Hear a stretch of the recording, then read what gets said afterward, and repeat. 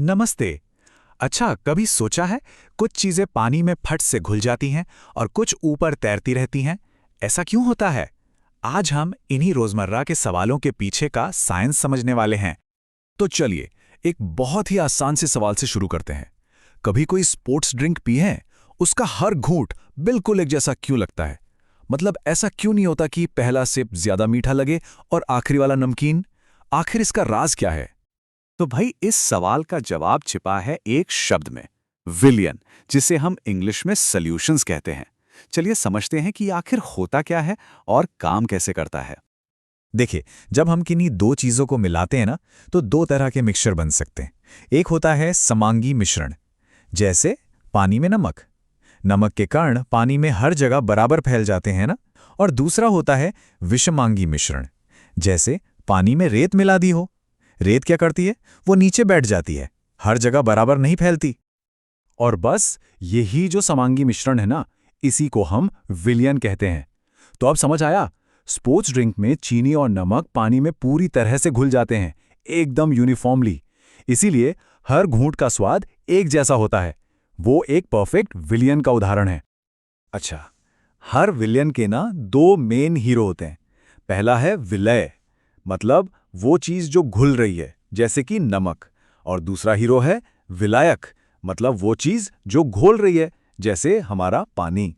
और जब ये दोनों मिल जाते हैं तो बन जाता है विलियन। लेकिन एक मिनट, क्या हम पानी में जितना मर्जी उतना नमक घोल सकते हैं? मतलब कोई लिमिट है या नहीं? चलिए पता करते हैं। जरा सोचिए, अपने सामने एक गिलास पानी रखिए और उसमें नमक मिलाना शुरू कीजिए। एक चम्मच डाला, घुल गया। दो चम्मच डालें, वो भी घुल गए। तो क्या यह सिलसिला हमेशा चलता रहेगा, या फिर कोई ऐसा पॉइंट आएगा जब पानी हाथ खड़े कर देगा और बोलेगा बस भाई, अब और नहीं? तो होता क्या है, शुरू शुरू में तो नमक बड़ी आसानी से घुल जाता है। इस स्टेज को हम कहते हैं असंतृप्त। लेकिन जैसे जैसे हम और नमक डालते जाते हैं, एक टाइम आता है जब नमक घुलना बंद कर देता है और ग्लास में नीचे बैठने लगता है।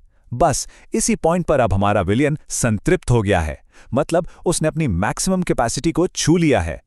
साइंस की भाषा में घोलने की इसी क्षमता को विलेयता या सॉल्युबिलिटी कहते हैं। ये बस एक नाप है कि एक फिक्स टेम्परेचर पर एक गिलास पानी ज्यादा से ज्यादा कितने चम्मच नमक अपने अंदर घोल सकता है। तो अब यहां एक बड़ा मजेदार सवाल आता है, क्या इस लिमिट को तोड़ने का कोई तरीका है?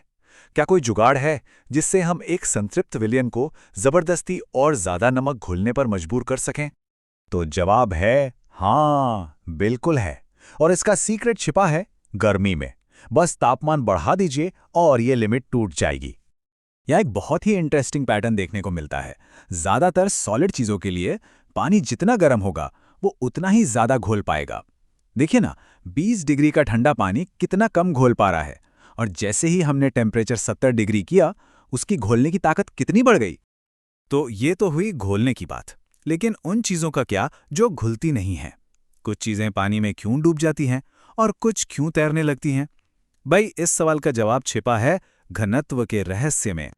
घनत्व या डेंसिटी को समझने का एक बहुत आसान तरीका है। सोचिए, एक खुला जंगल है जहां पेड़ बहुत दूर दूर है। ये हुआ कम घनत्व। अब सोचिए एक खचाखच भरी हुई बस के बारे में, जहां लोग बिल्कुल चिपके हुए खड़े हैं। ये हुआ ज्यादा घनत्व। तो सारा खेल जगह का है और उसमें कितनी चीजें भरी हैं, इसका है। और अगर साइंस की भाषा में कहें तो घनत्व का मतलब है कि किसी एक यूनिट जगह में, जिसे हम आयतन कहते हैं, कितना वजन या द्रव्यमान भरा हुआ है। बिल्कुल इस बस की तरह, जगह उतनी ही है पर लोग ज्यादा हैं, तो घनत्व भी ज्यादा हो गया। ठीक है, तो इस घनत्व का तैरने या डूबने से क्या कनेक्शन है? सच पूछिए तो सारा कनेक्शन इसी का है। यहां एक गोल्डन रूल है, इसे याद रखिएगा। कोई भी चीज किसी लिक्विड पर तभी तैरेगी जब उसका घनत्व उस लिक्विड के घनत्व से कम होगा। बस यही वजह है कि तेल हमेशा पानी के ऊपर तैरता है, क्योंकि तेल पानी से कम घना होता है। चलिए इस टेबल को देखते हैं। मान लीजिए कि पानी का घनत्व है 1। अब देखिए, लकड़ी, इसका घनत्व 1 से कम है, तो नतीजा ये तैरेगी। और वहीं दूसरी तरफ पत्थर है जिसका घनत्व 1 से ज्यादा है, तो जाहिर सी बात है वो तो डूबेगा ही। देखा, सब घनत्व का ही खेल है। चलिए अब इस सफर के सबसे हैरान करने वाले हिस्से पर आते हैं। हम बात करेंगे पानी की एक ऐसी अजीबोगरीब आदत की जो साइंस के नॉर्मल नियमों को तोड़ देती है और इसी वजह से हमारी धरती पर जीवन मुमकिन हो पाया है। अब देखिए, हमने अभी अभी क्या सीखा कि ज्यादातर चीजें ठंडा होने पर सिकुड़ती हैं और ज्यादा घनी हो जाती हैं। तो इस लॉजिक से तो जब पानी ठंडा होकर बर्फ बनता है तो उसे और ज्यादा घना हो जाना चाहिए और पानी में डूब जाना चाहिए, राइट? लेकिन होता क्या है, बर्फ तो तैरती है। ऐसा क्यों भाई? इसका जवाब सच में हैरान करने वाला है, क्योंकि पानी नियमों को नहीं मानता। ज्यादातर चीजों के उलट पानी जब जमता है तो वो सिकुड़ता नहीं बल्कि फैल जाता है। पानी का बर्ताव ना थोड़ा अजीब है। वो अपने फ्रीजिंग पॉइंट यानी 0 डिग्री पर सबसे ज्यादा डेंस नहीं होता। नहीं, पानी असल में 4 डिग्री सेल्सियस पर सबसे ज्यादा घना या कहें तो सबसे भारी होता है। और जब वो 4 डिग्री से और ठंडा होकर बर्फ बनता है तो वो फैलकर हल्का हो जाता है। तो पूरी कहानी ये है, जब पानी बर्फ बनता है उसका वजन तो उतना ही रहता है, लेकिन वो ज्यादा जगह घेरने लगता है। मतलब उसका आयतन बढ़ जाता है। और घनत्व का फॉर्मूला याद है, घनत्व = द्रव्यमान बटे आयतन।